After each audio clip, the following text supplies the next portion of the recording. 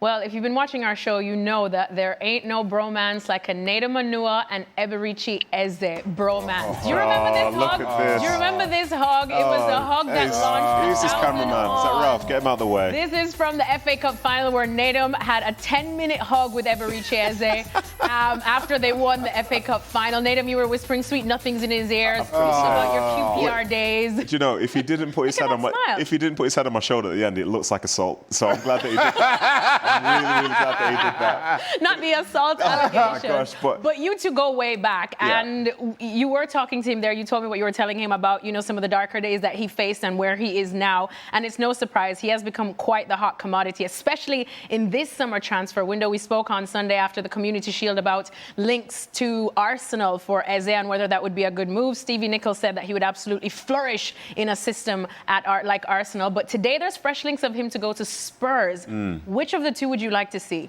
Between Arsenal and Spurs? Look at me, just trying to cause a bit of a North London Nedum agent.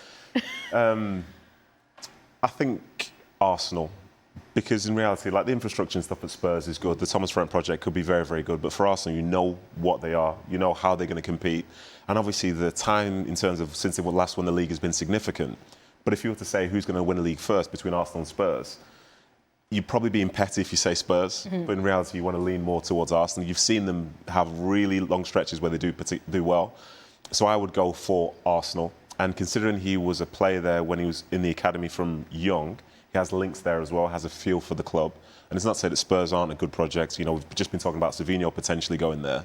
I get that, but Eze in that Arsenal red makes more sense. And to see him potentially be at a club who are striving to be winning, you know, not their first trophy in 13 years. I know for Arsenal it's been a bit of a drought now, but yeah, I think Eberechi Eze at Arsenal makes sense to me. Look at that little glimmer in your eye. I absolutely love it. Jules, you have links to Arsenal and North London as well. Arsenal or Spurs, where do you think Eze could likely end up? I think the only thing for Arsenal is I think they will have to sell before being able to put a bid in for him.